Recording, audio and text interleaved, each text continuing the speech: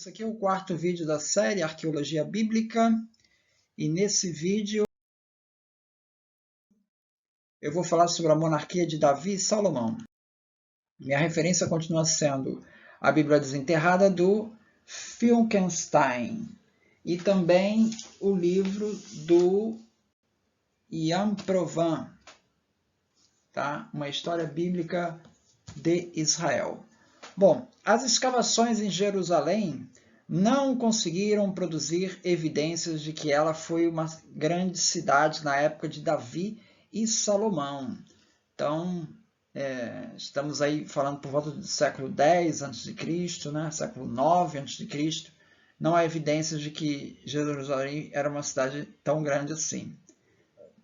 A evidência arqueológica em Jerusalém a favor dos famosos projetos de construção de Salomão, palácios e coisas do tipo, são inexistentes. Escavações do século XIX e século XX em torno do Monte do Templo de Jerusalém não conseguiram identificar nem o vestígio sequer do fabuloso Templo de Salomão, nem do complexo do palácio.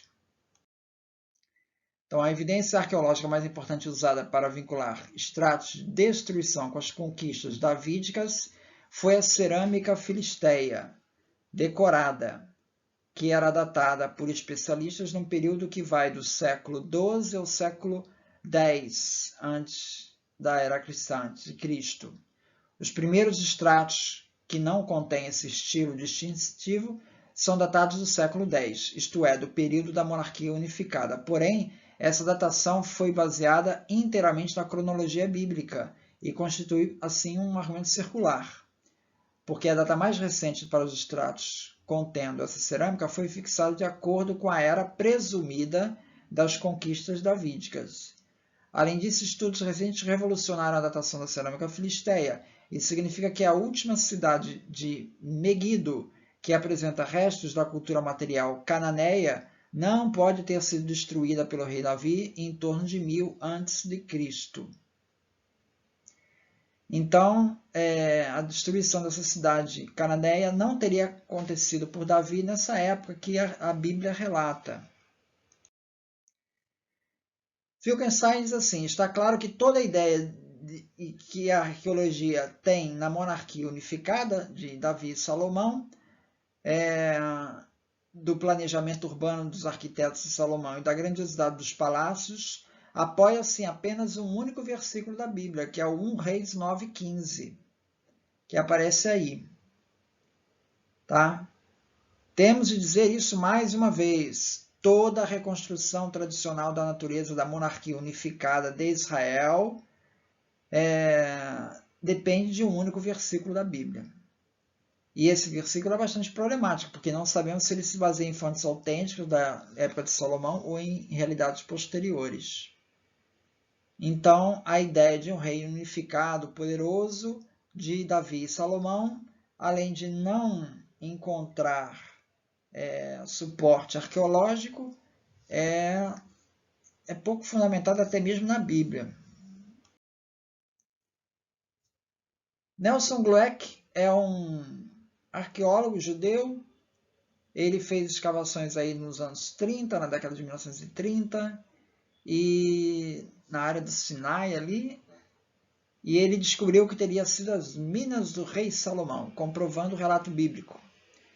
Então, existe uma crítica aí para esse tipo de trabalho feito pelo Glueck, que se diz o seguinte, que ele, na verdade, ele trabalhava com uma colher de pedreiro numa mão e uma Bíblia no outro. Ou seja, ele já escavava tentando encontrar aquilo que está escrito na Bíblia. Então, é uma visão teleológica, né? Ele vai tentando se enquadrar ali. Então, de fato, encontrou ali minas de cobre ali, mas não quer dizer que sejam as minas do rei Salomão. Agora, o que é interessante se observar é que até então não se conhecia minas de cobre na região. Então se dizia que essa possibilidade do relato bíblico era invenção. E, no entanto, a região tem minas de cobre, né? Não sei se exatamente essas do Salomão, mas enfim, a região tem esse tipo de material lá. Então, a época em que se acredita que Davi e Salomão reinaram, que vai de 1005 até 930 a.C., foi um período que os grandes impérios, Egito, Mesopotâmia, estavam em declínio. Tá? Então, essa é a justificativa do Proban. Então, não é de surpreender que não haja referências nem a Davi e Salomão nesses impérios, porque esses impérios estavam em declínio. Então, eles não citariam o reino de Salomão em ascensão.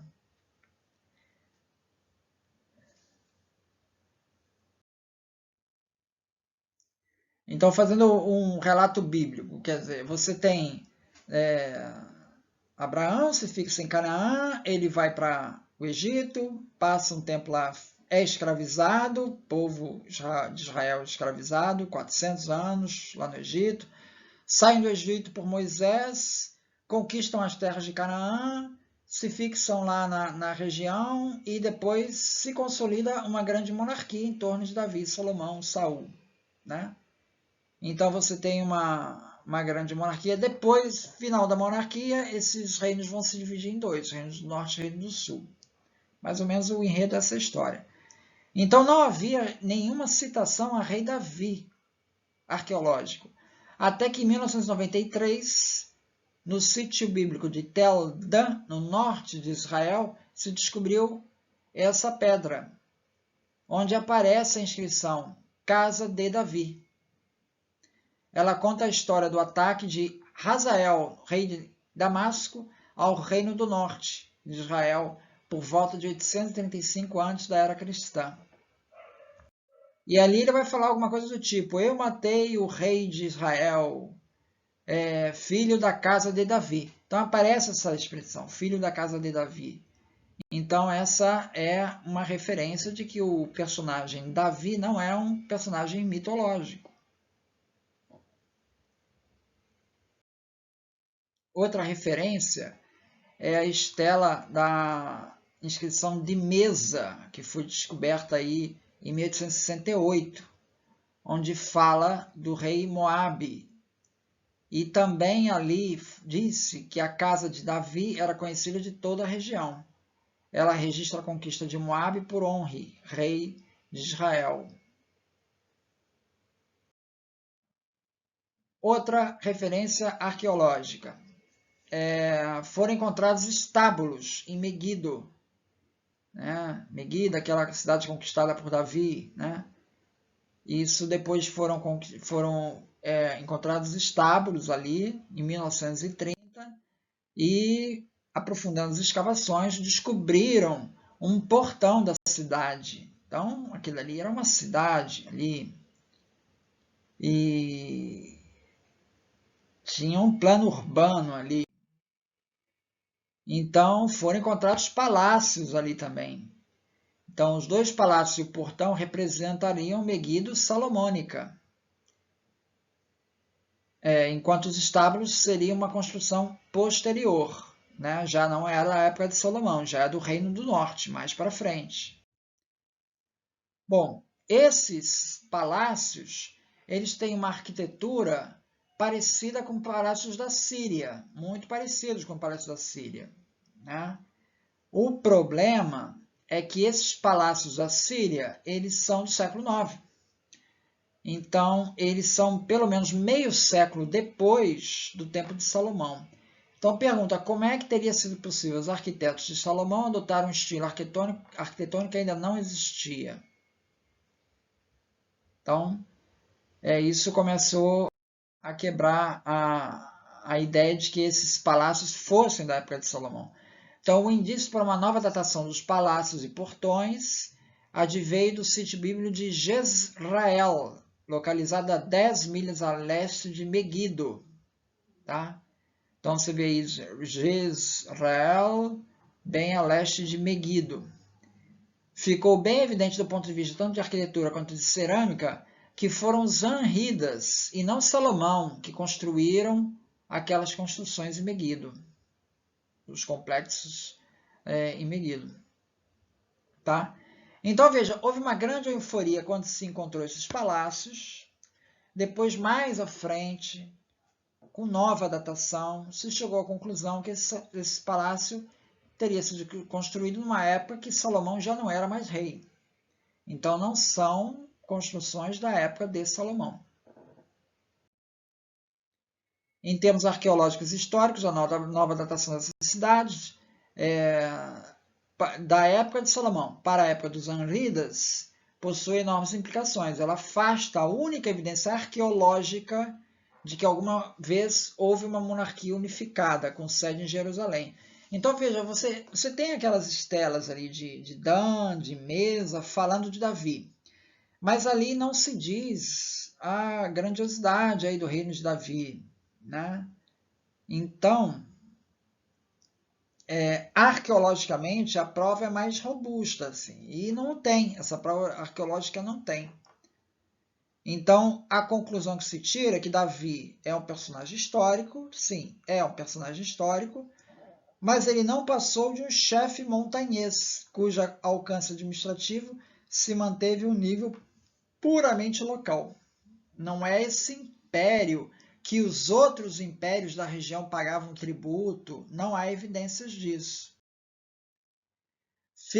Ainda segundo Finkelstein, fica difícil insistir, a partir de uma perspectiva estritamente arqueológica, que o reino de Israel como um todo sempre foi particularmente israelita, seja nas conotações étnicas, seja nas culturais ou religiosas dessa designação, como as entendemos a partir da perspectiva dos autores bíblicos. O caráter israelita do Reino do Norte foi, em muitos aspectos, uma ideia monárquica posterior. Então, veja, o Reino do Sul, que é esse amarelinho, é o Reino de Judá, que é onde fica Jerusalém. Então, ali, os israelitas estão ali. Então descendentes, povos semitas ali, tá? Isso tá, Davi, Salomão, provavelmente é dessa região aí. Agora, no Reino do Norte, né, seria o Reino do Norte, que é o futuro, né? Reino do Sul e do Norte vai ser uma divisão que vai acontecer depois de Salomão, né? Esse Reino do Norte é que Finkelstein está questionando que ele não teria esse caráter israelita comum. Então, a ideia de que havia uma monarquia, que o fim da monarquia se dividiu em dois reinos, é isso que o Finkelstein está contestando. Quer dizer, para ele não houve essa monarquia inicial. Então, não houve essa desfragmentação. Na verdade, reinos do Norte e Sul são reinos separados. Não, isso foi uma construção posterior. Isso, segundo, por causa da falta de evidências arqueológicas que sustentem esse reino unificado de Davi e Salomão. Bom, aí são apontadas algumas incoerências no próprio relato bíblico, né? Quando fala que Davi, em 1 Samuel 17, 21, ele matou Golias, mas em outra parte, em 2 Samuel 21, 19, diz que quem matou Golias foi o homem chamado Elanã. Tá? Aí Crônicas 25 diz que Elanã matou o irmão de Golias, e não propriamente o Golias. Bom, então, de qualquer maneira, então nós teríamos o seguinte, que 2 Samuel 21, 19, quando diz que Golias foi morto por Elanã, seria uma imprecisão do próprio texto bíblico. Né? O Proban reconhece que haveria uma imprecisão ali. Então, houve um erro de copista ali para o Provan, uma pequena incongruência aí no texto, para o Provan. Né? Aí, ainda o Provan, ele diz o seguinte, dificilmente haverá motivos para duvidar da historicidade de Saul, Davi e Salomão, contudo, há uma profusão de razões para questionar a extensão e esplendor dos seus reinos. O Finkelstein falando. Não há evidência arqueológica concludente a favor da existência histórica de uma vasta monarquia unificada, centrada em Jerusalém, que tivesse abrangido toda a terra de Israel, Judá, terra de Davi e Salomão. A terra de Davi e Salomão, o Reino do Sul, ele era visivelmente subdesenvolvido.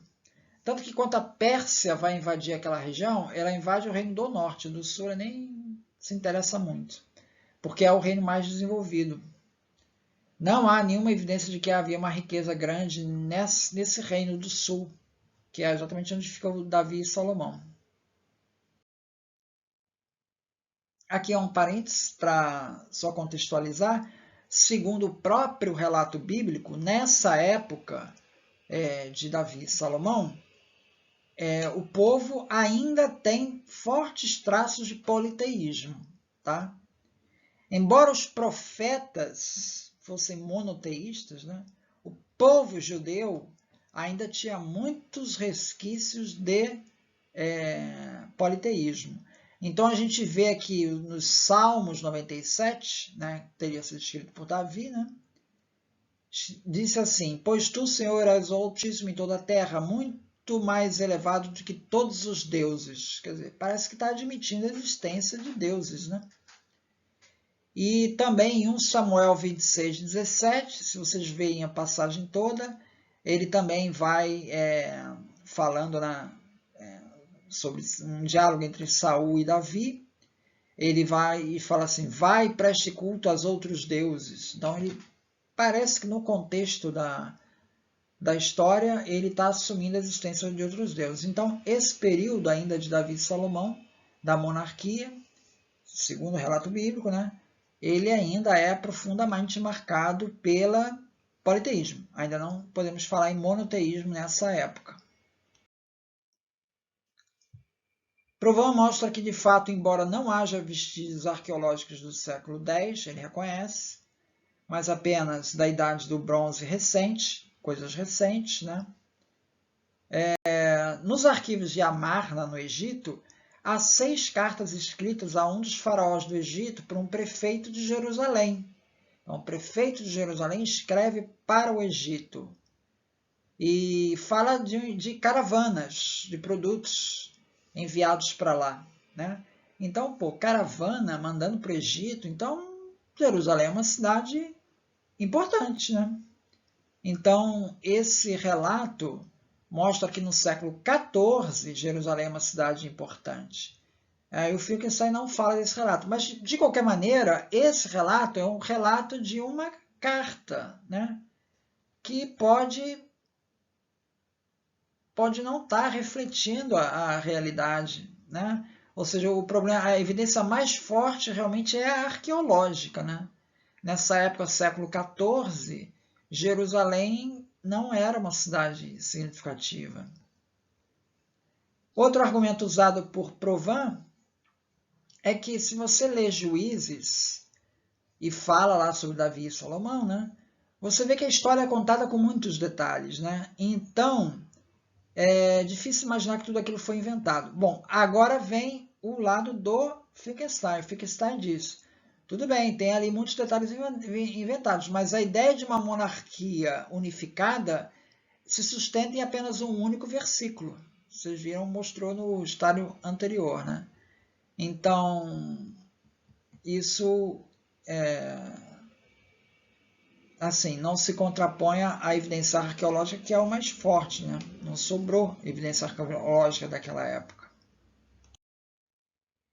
Então, Davi, seu filho Salomão e os membros subsequentes da dinastia davídica governaram em uma região rural, marginal e isolada, sem sinais de grande riqueza ou administração centralizada. Conclusões de Finkelstein. De fato, inscrições e monumentos e selos pessoais, sinais essenciais de um Estado plenamente desenvolvido, só aparecem em Judá no século VIII a.C. Então, temos aí diversas evidências arqueológicas que corroboram essa conclusão do Finkelstein. Então é isso. Muito obrigado, então.